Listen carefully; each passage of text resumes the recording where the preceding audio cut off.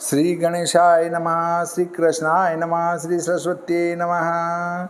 देखिए, आज आपको श्रीमद्भागवत महापुराण के 10वें स्कंद का 61वां अध्याय श्रवण कराता हूँ। आप प्रेम से मन लगाकर श्रवण कीजिए।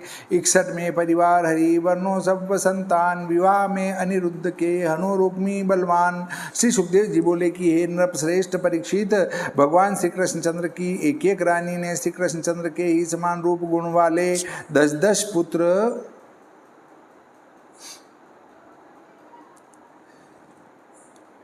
उत्पन्न किए। घर से कहीं बाहर न जाए, अपने पास ही रहे। ऐसे श्री कृष्णचंद्र को देखकर राजाओं की पुत्री श्री कृष्ण आत्मा राम है इस बात को न जान अपना प्यारा मानने लगी।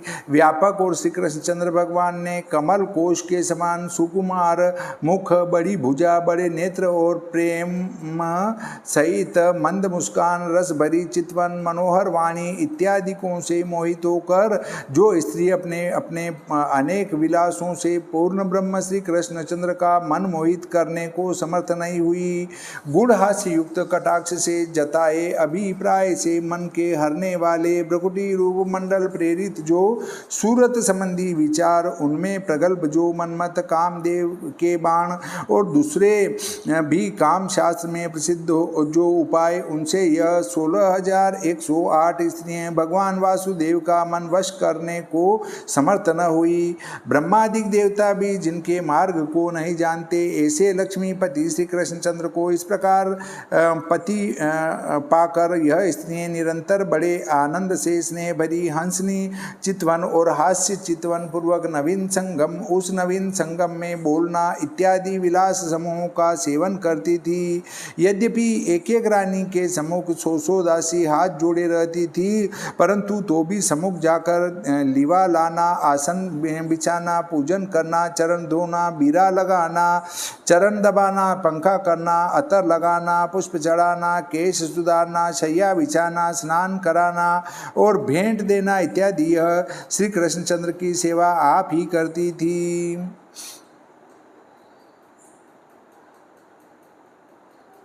हे राजन, 10-10 पुत्रों वाली श्री कृष्णचंद्र की रानियां थी, उनमें 8 पटरानी प्रथम वर्णन कर आए हैं। उनके प्रद्युम्नादि पुत्रों के नाम तुमसे वर्णन करता हूँ। यथा प्रद्युम्न, चारुदेशन, सुदेशन, बलवान, चारुदेह, सदारु, चारु गुप्त, भद्र चारु, चारुचंद्र, विचारु और चारु। यह 10 पुत्र श्री कृष्णचंद्र के रुक्मिणी से उत्पन्न हुए। भानु, सुभानु, स्वरभानु, प्रभानु, भानुमान, चंद्रभानु, बृहदभानु, रतिभानु, श्रीभानु और प्रतिभानु, यह 10 पुत्र सत्यभामा ने उत्पन्न किए। और सांब, सुमित्र, पुरुजित, शतजित, सहस्रजित, विजय, चित्रकेतु, वसुमान, द्रविड़ और क्रतु, यह सांब से आदि लेकर श्री कृष्णचंद्र के समान गुण वाले 10 पुत्र जामवती के उत्पन्न हुए। और वीर चंद्र, अश्वसेन, चित्र, वेगवान, वृष, आम, अंकु, शोभायमान, बस और कुंती, 10 नाग्नजिति के पुत्र उत्पन्न हुए। श्रुत, कवि, वृष, वीर, सुबाहु, भद्र, शांति, दर्श, पूर्णमास और इन सबसे छोटा सोमक, यह 10 पुत्र कालिंदी के हुए। प्रघोष, गात्रवान, सिंह, बल, प्रबल, ऊर्ध्वग, महाशक्ति, सह, ओज और अपराजित, इन 10 पुत्रों ने लक्ष्मण से जन्म ग्रहण किया। वृक, हर्ष, अनिल, गृध्र, वर्धन, उन्नाद, महाश, पवन, वन्नी और क्षुधि, यह 10 पुत्र मित्र विंदा से जन्मे। संग्रामजित, बृहत्सेन, शूर, प्रहरण, अरिजित, जय, सुभद्र, वाम, आयु और सत्यक, यह 10 पुत्र भद्रा नाम रानी से उत्पन्न हुए। हे नृपोत्तम परीक्षित, यह भगवान श्री कृष्णचंद्र की 8 रानियों के पुत्रों का वर्णन किया। अब बलदेव जी की रानी रेवती युवती के दीप्तिमान ताम्र तप्तादि पुत्र उत्पन्न हुए, जैसे रुक्मिणी आदि के पुत्र कहे। इसी प्रकार और 16,000 रानियों को भी 10-10 पुत्र उत्पन्न हुए। भोजकट पूर्ववासी रुक्मी की पुत्री रुक्मवती में प्रद्युम्न जी से महाबलवान अनिरुद्ध नाम पुत्र उत्पन्न हुआ। हे परीक्षित, यह जो श्री कृष्णचंद्र के पुत्र और उनके नाम और नाती करोड़ों हुए, और श्री कृष्णचंद्र से उत्पन्न हुए पुत्रों की 16,000 माताएं हुई। राजा परीक्षित ने कहा कि हे भगवान, रुक्मिणी ने अपने वेरी के पुत्र को अपनी कन्या कैसे ब्याही? वह तो युद्ध में भगवान श्री कृष्णचंद्र से पराजित होकर उनके मारने का उपाय देख रहा था। हे विद्वन, इन दोनों शत्रुओं के बीच में विवाह का संबंध कैसे हुआ, यह विस्तार सहित हमारे आगे वर्णन कीजिए।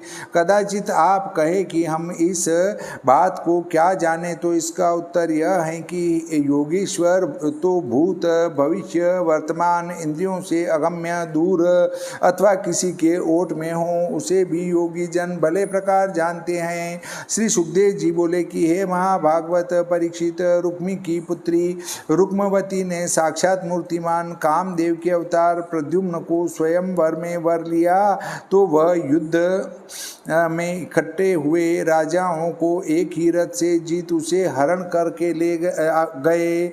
यद्यपि रुक्मी श्री कृष्णचंद्र के तिरस्कार का वेर स्मरण रखता था, परंतु तो भी बहन को प्रसन्न करने के लिए भांजे को अपनी कन्या दी।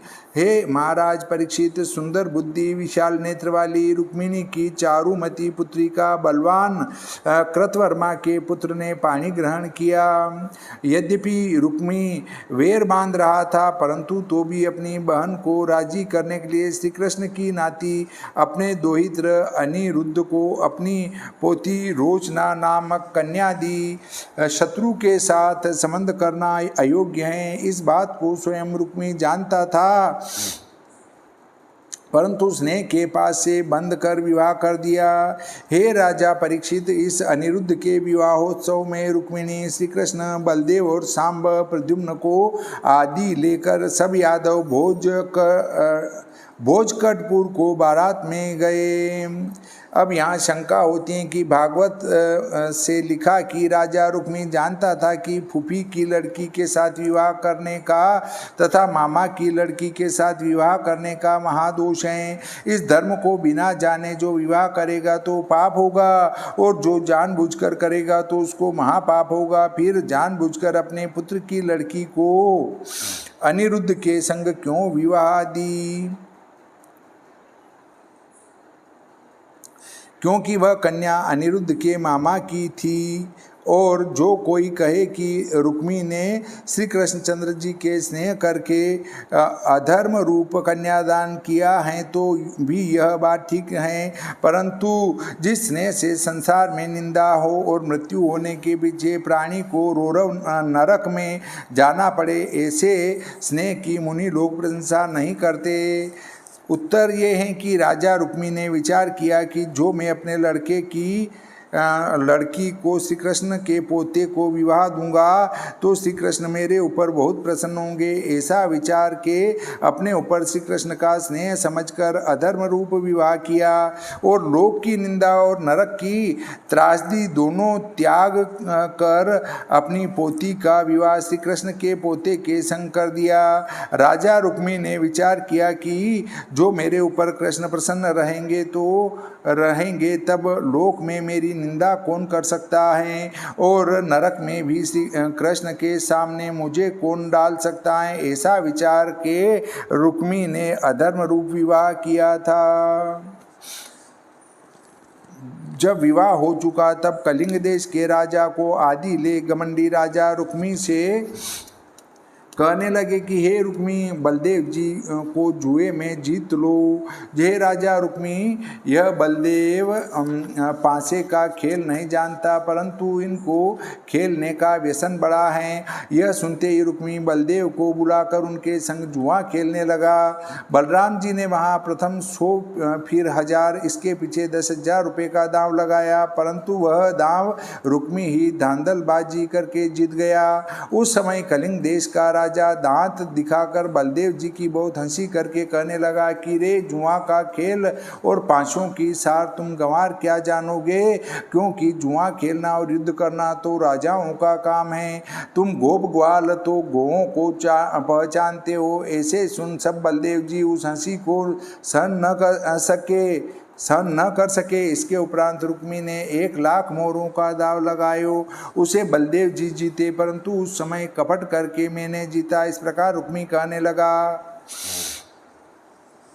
जिस प्रकार अमावस व पूर्णमासी को समुद्र क्षोभ युक्त होता है, उसी प्रकार श्रीमान बलदेव जी अत्यंत क्रोध से क्षुभित हो गए और स्वभाव से ही जिनके अरुण नेत्र हैं, ऐसे बलदेव जी ने अति क्रोध कर 10 करोड़ का दाव लगा दिया और वास्तव में बलदेव जी वह दाव जीत गए। तब फिर रुक्मी ने कपट करके कहा कि मैं जीता हूँ, इस विषय में यह जो सभासद उपस्थित हैं इनसे पूछ लो। इस प्रकार बलदेव जी और रुक्मी का विवाद हो रहा था कि इतने में ही आकाशवाणी हुई कि बलदेव जी जीते हैं और रुक्मी का वचन मिथ्या है। उस समय आकाशवाणी का निरादर करके दुष्ट राजाओं का सिखाया रुक्मी महात्मा बलदेव जी की हंसी करता काल से प्रेरित होकर यह वचन कहने लगा कि तुम गौओं को चराने वाले, तुम पांसे खेलना नहीं जानते। पांसों से और बाणों से तो राजा लोग खेलते हैं, आप सरी के पांसे खेलना क्या जाने। हे परीक्षित, जब इस प्रकार रुक्मी ने अनादर और राजाओं ने हंसी की, तब महाबलवान बलराम जी ने अत्यंत क्रोधित हो परिघ उठाकर मंगल सभा में रुक्मी का संहार कर दिया और कहा, हे राजन, जब बलराम जी ने सब राजाओं के देखते देखते रुक्मी को मार डाला, उस समय कलिंग देश का राजा अत्यंत भयभीत होकर भागा। तब झुंझला कर बलराम जी ने उसे 10 ही पग पर पकड़ लिया और जोन से दांत फाड़ कर वह हंसा था वह दांत तोड़ दिए। और राजा भी बलदेव जी से के परिघ से पीड़ित हो डर कर भाग गए, जिनके हाथ जंगा और सिर टूट गए थे और रुधिर से उनका शरीर भीज रहा था। हे परीक्षित, जब श्री कृष्ण का साला रुक्मी मारा गया, उस समय भगवान श्री कृष्णचंद्र ने न तो अच्छा कहा न बुरा कहा, क्योंकि जो अच्छा कहते तो रुक्मिणी अप्रसन्न होती और बुरा कहते तो बलदेव जी अत्यंत बुरा मानते, इसलिए कुछ न कहा, चुपचाप रहे। इसके उपरांत दुल्हन के साथ अनिरुद्ध जी को रथ में बिठाकर बलराम आदि सब यादव भगवान श्री कृष्णचंद्र का आश्रय पाकर सब मनोरथ सिद्ध कर भोजकटपुर से चल द्वारकापुरी में आए। श्रीमद्भागवते महापुराणे दशम स्कंदे उत्तरार्धे भाष्य टीकायाम् अनिरुद्ध विवाहे रुक्मी वधू नाम 61तमो अध्याय। श्री सरस्वती मैया की जय, श्री कृष्णचंद्र भगवान की जय, श्री गणपति जी महाराज की जय, श्री रामचंद्र भगवान की जय, श्री बजरंगबली की जय।